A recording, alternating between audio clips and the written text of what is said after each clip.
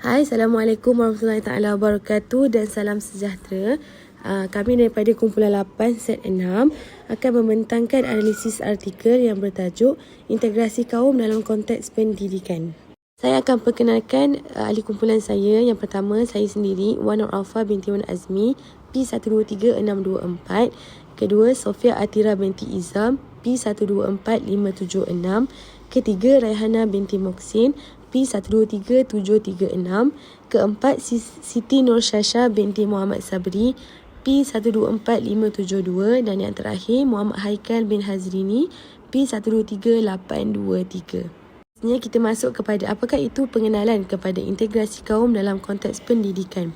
Malaysia merupakan negara yang mempunyai berbagai etnik yang berbeza dari segi kepercayaan, budaya dan bahasa. Di Malaysia kita sering tahu berbagai etnik. Ada Cina, ada Melayu, ada India, ada Kadazan Dusun, ada Bidayuh dan macam-macam lagi. Aspek pendidikan telah dijadikan sebagai wadah utama dalam mencapai perpaduan dan integrasi di Malaysia. Dan sekolah ialah salah satu tempat pengintegrasian pelajar, khasnya pelajar berlainan etnik dan budaya. Ia merupakan senjata untuk mewujudkan perpaduan dalam kalangan pelajar. Memetik ucapan Tun Abdul Razak pada 23 Januari 1971 menyebutkan bahawa cara yang paling baik untuk menyemai semangat perpaduan dan muhibah adalah melalui pelajaran dan pendidikan. Sekolah-sekolah di negara kita ini hendaklah dijadikan sebagai ladang-ladang di mana benih perpaduan dan muhibah di antara kaum mula ditanam. Jadi secara ringkasnya adalah negara ini tempat bermulanya adanya perpaduan sesebuah etnik dengan etnik-etnik yang lain. Jadi sekolah adalah tempat penyatuan perpaduan kepada semua. Jadi kita fokus kepada dua poin, iaitu integrasi dan juga pendidikan. Apakah itu integrasi? Integrasi itu adalah sebagai salah satu penyatuan antara kelompok yang berbeza yang hidup di bawah satu sistem pemerintahan yang sama. Contohnya di Malaysia. Dan juga pendidikan itu adalah apa? Pendidikan adalah dia memainkan peranan dalam mewujudkan perpaduan dalam kalangan masyarakat yang merangkumi keseluruhan aspek seperti fizikal, sosial, ekonomi dan juga politik. Saya akan membentangkan definisi integrasi kaum dalam konteks pendidikan di Malaysia. Okey, seperti yang kita tahu, Malaysia ni negara yang mempunyai pelbagai kaum atau masyarakat. Okey, masyarakat kaum yang paling terbesar di Malaysia ialah Melayu, Cina dan India, dan terdapat 27 etnik lain di Sabah dan Sarawak. Okey, integrasi dan perpaduan kaum adalah sangat penting untuk wujudkan kestabilan politik dan pembangunan negara agar bertambah lancar dan maju. Okey, seterusnya kerajaan memperkenalkan integrasi nasional untuk memperkuatkan lagi hubungan antara kaum. Menurut Kamus Dewan edisi 4, integrasi bermaksud pergabungan dua atau beberapa kaum untuk menjadi satu kesatuan, dan menurut nasional pula ialah berkaitan dengan bangsa sendiri maupun identiti. Okey, menurut Baharudin tahun 2012 dan Ramli 2015, integrasi di Malaysia merupakan suatu proses berterusan bagi mewujudkan satu identiti kebangsaan dalam etnik yang majmuk. Mereka dipupuk menerusi integrasi politik, sosial, ekonomi, kebudayaan, pendidikan dan pada peringkat wilayah. Menurut Mok Sun Sang tahun 1991 dalam bukunya Pendidikan di Malaysia, dia mengatakan pendidikan ialah suatu proses perkembangan daripada segi fizikal, intelek, sosial dan emosi seseorang individu. Pendidikan juga boleh difahami sebagai proses pertumbuhan ke arah yang lebih baik bagi mencapai kesempurnaan akal, mental dan juga perkembangan jasmani. Okey, integrasi dan perpaduan kaum. Kerajaan menjadikan sektor pendidikan sebagai media memupuk perpaduan dan integrasi etnik di Malaysia. Menurut Wan Hashim tahun 1993, dia mengatakan integrasi kaum dalam pendidikan adalah matlamat utamanya untuk menyatupadukan kanak-kanak daripada pelbagai etnik di bawah sistem pendidikan kebangsaan dengan menggunakan satu bahasa tunggal, iaitu bahasa Melayu. Okey, dasar perpaduan boleh dicapai melalui dasar pendidikan falsafah pendidikan kebangsaan, Akta Bahasa Kebangsaan, perkara 152 Perlembagaan Persekutuan Tanah Melayu dan dasar kebudayaan kebangsaan dan sukan sebagai alat perpaduan. Okey, kita lihat pula sistem pendidikan dalam negara. Terdapat beberapa fasa ataupun evolusi penting iaitu 5 fasa. Zaman pra-merdeka iaitu sebelum 1997, yang kedua zaman pasca merdeka 1997 hingga 1970, yang ketiga zaman dasar ekonomi baru iaitu tahun 1971 hingga 1990, yang keempat zaman dasar pembangunan negara 1991 hingga tahun 2000, dan fasa yang akhir sekali ialah zaman dasar wawasan negara iaitu tahun 2001 sehingga kini. Okey, apabila menjelang kemerdekaan timbul kesedaran untuk kita wujudkan satu sistem pendidikan menggantikan sistem pendidikan penjajah yang bagi memenuhi kehendak negara. Okey. Beberapa jawatan kuasa telah ditubuhkan untuk mengkaji sistem pendidikan pada masa itu dan terhasillah Laporan Razak 1956. Okey. Di sini bahasa Melayu sebagai bahasa pengantar utama serta kurikulum kebangsaan, sukatan pelajaran dan sistem pelajaran yang sama bagi semua sekolah. Okey, dasar pendidikan ini telah disemak semula dalam tahun 1960 yang menghasilkan Laporan Rahman Talib yang dimaktubkan dalam tahun 1974 untuk mengkaji semula dasar pendidikan negara. Okey, seterusnya falsafah pendidikan kebangsaan telah digubal pada tahun 1988 bagi memperteguh hala tuju dan matlamat pendidikan negara. Peranan pendidikan dalam integrasi berbilang kaum. Mari kita lihat seterusnya. Pertama, peranan pendidikan penting dalam memupuk integrasi dan perpaduan kaum di negara konteks Malaysia masa kini. Kedua, beberapa langkah telah diambil untuk mencapai matlamat ini, iaitu dengan beberapa strategi telah disusun dan dilaksanakan. Ketiga, antara strategi yang diambil ialah menjadikan bahasa kebangsaan bahasa pengantar utama, mewujudkan kurikulum yang sama bagi semua jenis sekolah. Ketiga, sukatan pelajaran yang seragam, sistem peperiksaan yang seragam, mewujudkan sekolah wawasan. Kita lihat pula pada bahasa kebangsaan digunakan sebagai bahasa pengantar utama. Yang pertama, peranan bahasa kebangsaan telah dinyatakan dalam beberapa dokumen penting kerajaan. Kedua, bahasa kebangsaan 1967 telah menetapkan bahasa kebangsaan iaitu bahasa Melayu dan menjadikan sebagai bahasa rasmi negara. Ketiga, bahasa Melayu merupakan salah satu mata pelajaran wajib yang diajar di semua peringkat serta jenis sekolah. Keempat, menjadikan perkongsian bahasa yang sama dapat berkomunikasi dengan lebih berkesan.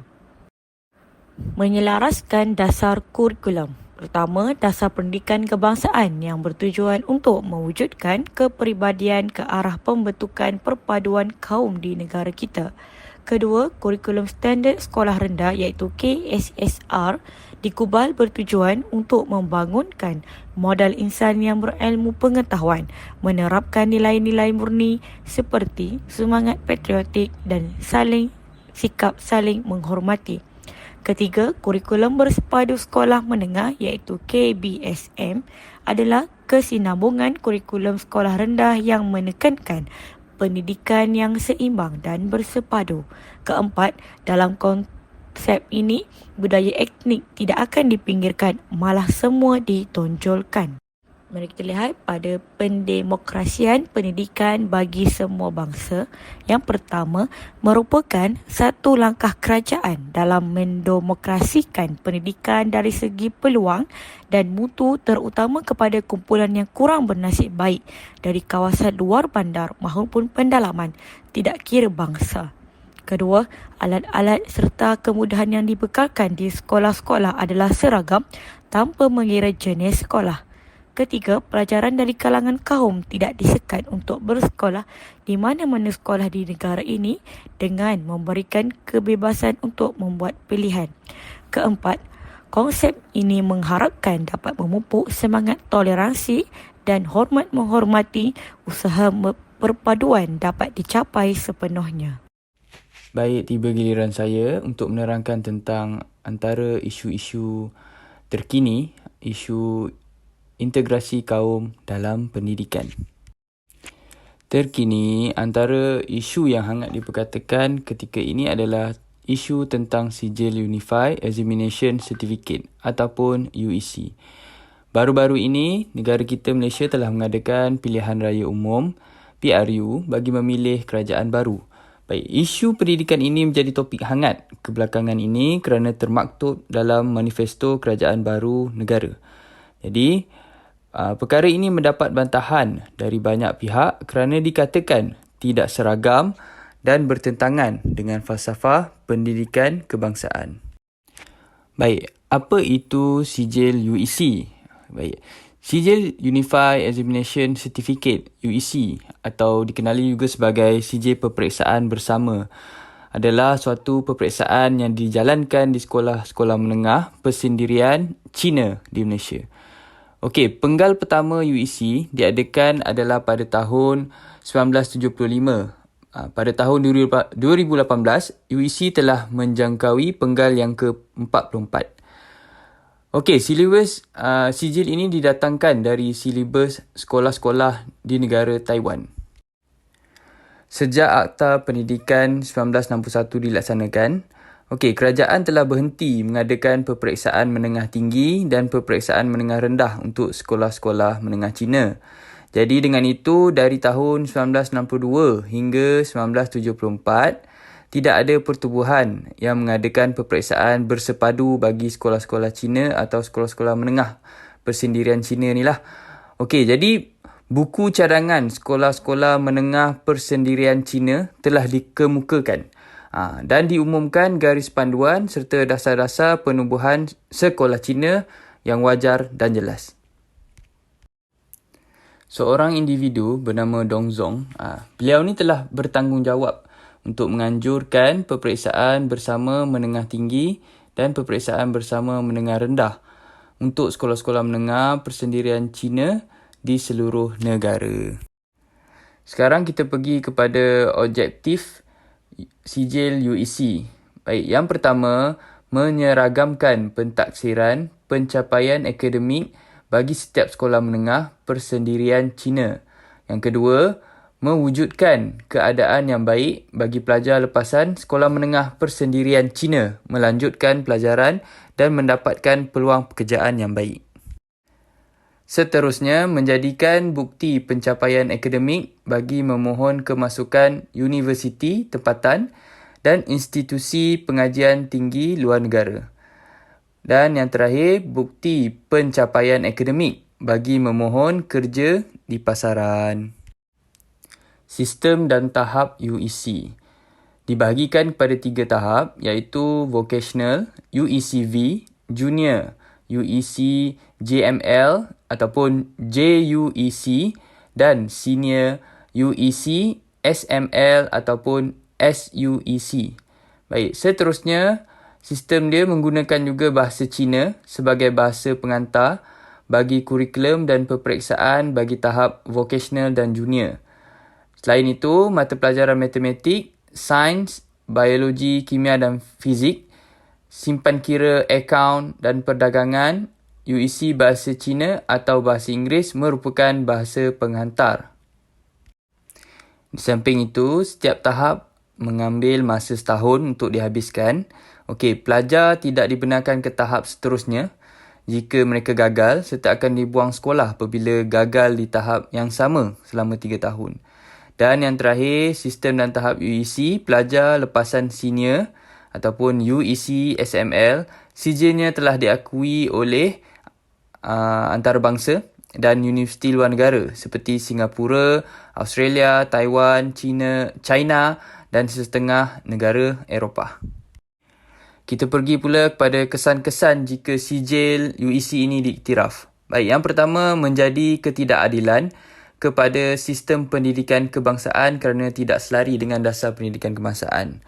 Seterusnya, mencetuskan sistem dua aliran pendidikan yang berbeza dan menyumbang kepada pemisahan ideologi, cara hidup dan pergaulan dalam kalangan masyarakat di Malaysia. Boleh merosakkan perpaduan dan integrasi antara kaum di Malaysia. Selain itu, boleh menimbulkan tuntutan kaum lain untuk sijil daripada sekolah vernacular atau sekolah jenis kebangsaan SJK. Mereka diterima juga. Dan yang terakhir, bahasa kebangsaan kita sendiri boleh direndah-rendahkan. Okey, akhir sekali cadangan penyelesaian bagi pengiktirafan sijil UEC ni. Yang pertama, meletakkan syarat wajib kepujian bahasa Melayu dan sejarah dalam SPM. Memperketatkan lagi skop kepujian bahasa Melayu dengan mengadakan ujian khas bertulis, membaca dan bertutur. Seterusnya, pengiktirafan ini perlulah sepenuhnya dari lembaga peperiksaan dan lembaga sekolah Cina Dongzong sendiri, bukan dari mana-mana lembaga lain. Dan yang terakhir, langkah yang terbaik adalah dengan menolak pengiktirafan ini kerana pengiktirafan ini menimbulkan lebih keburukan daripada kebaikan. Sekian saja daripada saya serahkan kepada rakan saya yang lain. Secara rumusannya, untuk menerapkan nilai integrasi dalam kalangan pelajar maupun mahasiswa pengajian tinggi atau pelajar sekolah perlu dititikberatkan dengan bijak dan serius agar mereka lebih mengenal, memahami dan dapat menanam semangat perpaduan dalam kalangan masyarakat. Baiklah, seterusnya mari kita lihat kembali apa yang dimaksudkan dengan integrasi menurut Nazhan Harun dan Rozman Abu Hassan 2020. Integrasi ini ialah satu proses sosio-budaya dan sosiopolitik untuk mewujudkan jati diri kebangsaan yang diterima oleh semua rakyat walaupun berbeza dari segi rumpun, bahasa, bangsa, agama dan budaya. Seterusnya mari kita lihat maksud perpaduan menurut Dr. Ardan Apal. Beliau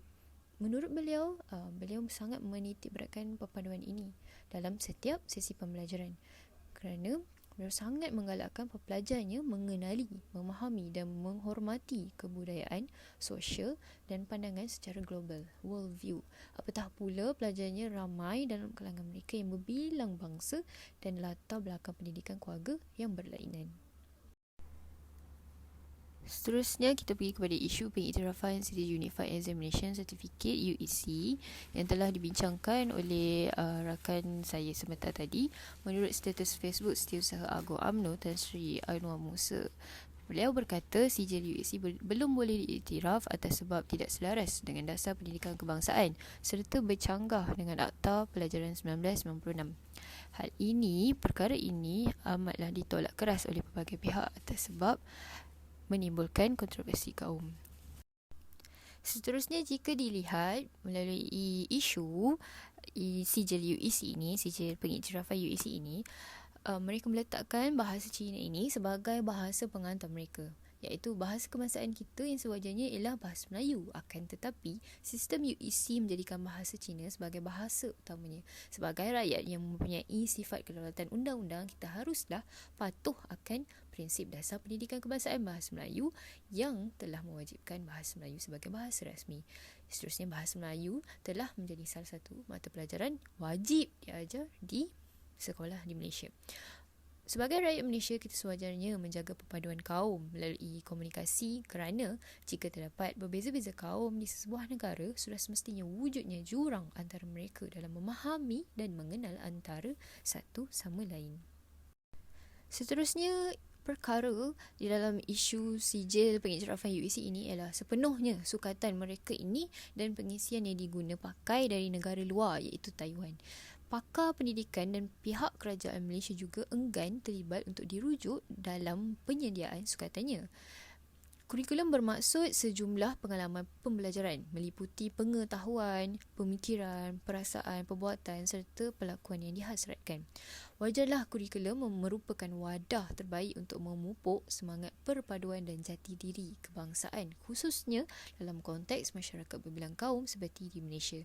Jadi jelaslah bahawa sistem UEC yang diketengahkan ini membuka jurang perbezaan yang besar antara kaum kerana hanya memfokuskan pada satu bahasa sahaja. Menurut Nurlidah alias Abu Bakar Nordin, Saeedah Siraj dan Muhammad Nazri Abdul Rahman 2014. Jadi secara kesimpulannya, isu pengiktirafan UEC ini menjadi satu kewajipan setiap individu untuk memahami, menerima, bertoleransi antara satu sama lain agar dapat mengurangkan konflik dan kontroversi khususnya dalam membentuk kesepaduan bangsa dalam aspek pendidikan itu sendiri.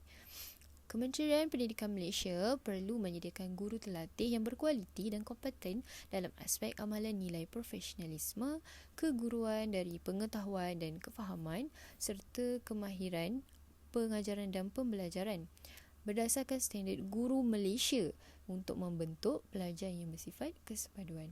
Maka, jika Malaysia melahirkan pelajar yang berjiwa bangsa, patriotik serta berintegrasi berperanan mampu menolak desakan atau usulan pihak tertentu yang mendatangkan konflik dan menjejaskan perpaduan kaum atau bercanggah dengan perlembagaan undang-undang seperti isu pengiktirafan sijil Unified